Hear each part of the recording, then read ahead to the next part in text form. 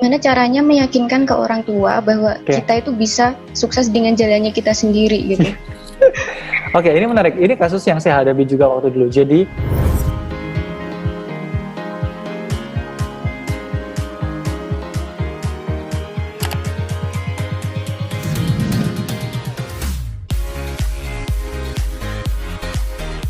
halo, saya Novi Bayu Darmawan dari Kampung Marketer. Kampung Marketer sudah memberdayakan lebih dari 700 pemuda desa dan berkolaborasi dengan lebih dari 200 UMKM untuk bersama-sama memaksimalkan penjualan di internet.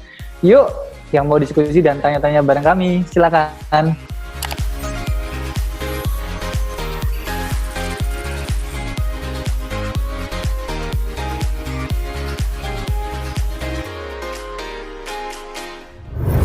Oke teman-teman, siapa duluan yang mau nanya? Silakan. Saya dulu boleh Mas ya? Oke, nanti kita diskusi lebih lanjut ya di room sebelah.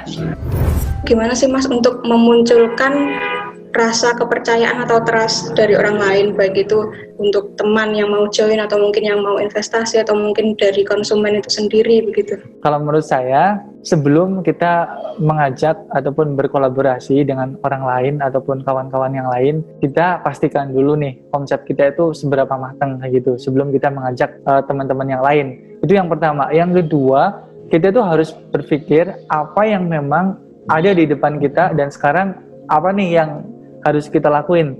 Jangan dulu kita tuh udah kalah duluan sama ketakutan kita kayak gitu kan. Oleh karena itu, yang pertama yang perlu dibutuhkan adalah kita coret-coret dulu elemen bisnis apa dari yang akan kita running itu, list persiapannya apa dulu. List semua itu maksudnya seperti apa?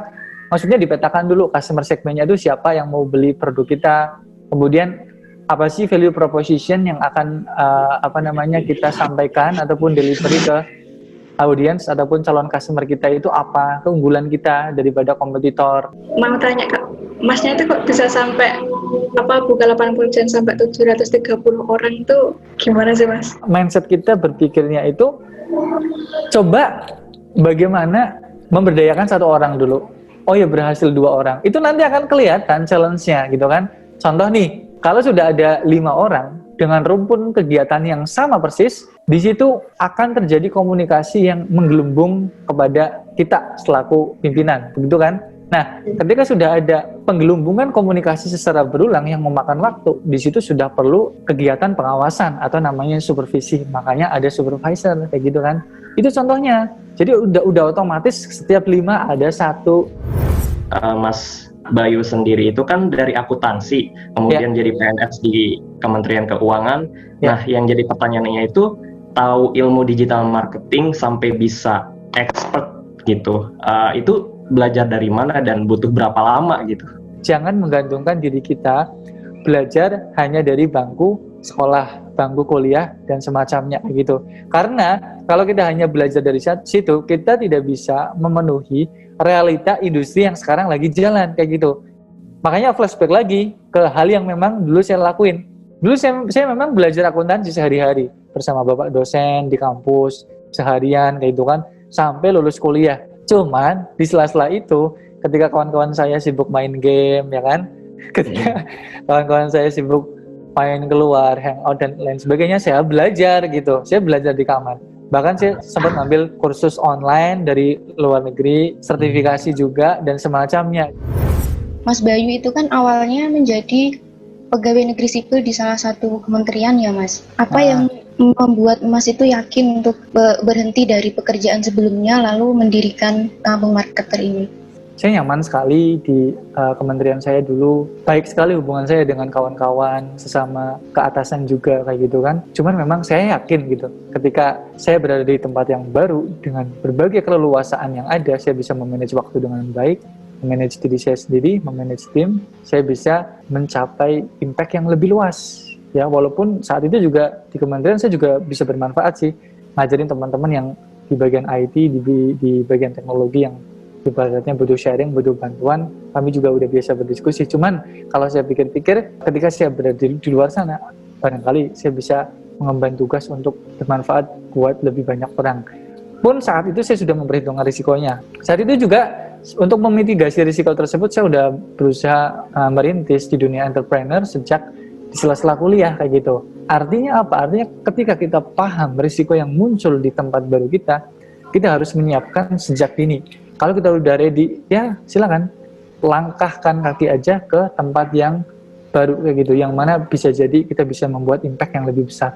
Kalau orang tua itu pasti kan ketika anaknya berkuliah, berpendidikan tinggi, itu pasti mereka itu inginnya secara tidak langsung pengennya anaknya itu jadi pegawai negeri. Terus terang warga saya itu seperti itu. Gimana caranya meyakinkan ke orang tua bahwa kita itu bisa sukses dengan jalannya kita sendiri gitu. Oke, ini menarik. Ini kasus yang saya hadapi juga waktu dulu. Jadi perlu kawan-kawan di sini ketahui, waktu saya memahamkan ya kedua orang tua saya, itu adalah waktu di mana saya kuliah sampai waktu ketika 3,5 tahun saya berkarir di kementerian. Jadi tambahkan itu, kurang lebih sekitar mungkin 6 tahun kayak gitu. Waktu itu yang namanya orang tua itu memang sudah bagus sifat mereka seperti itu, memperhatikan kita. Gak ada salahnya kayak gitu. Kenapa? Karena bayangin lah dari kita kecil ya kan, SD, SMP, mereka keluar biaya, perhatian dicurahin, dan seterusnya sampai SMA, sampai kuliah, dan seterusnya. Itu nggak cuma biaya lah, banyak effort yang mereka lakuin. Nah, orientasi mereka itu adalah sebuah result, sebuah hasil. Jadi kalau teman-teman belum bisa membuktikan result ataupun hasil, mereka belum percaya. Walaupun sejago apapun kawan-kawan di sini mengolah kata persuasif lah dan segala macam ya, kalau tidak didukung dengan sebuah proof, sebuah bukti, sama aja mereka luluhnya itu akan lama.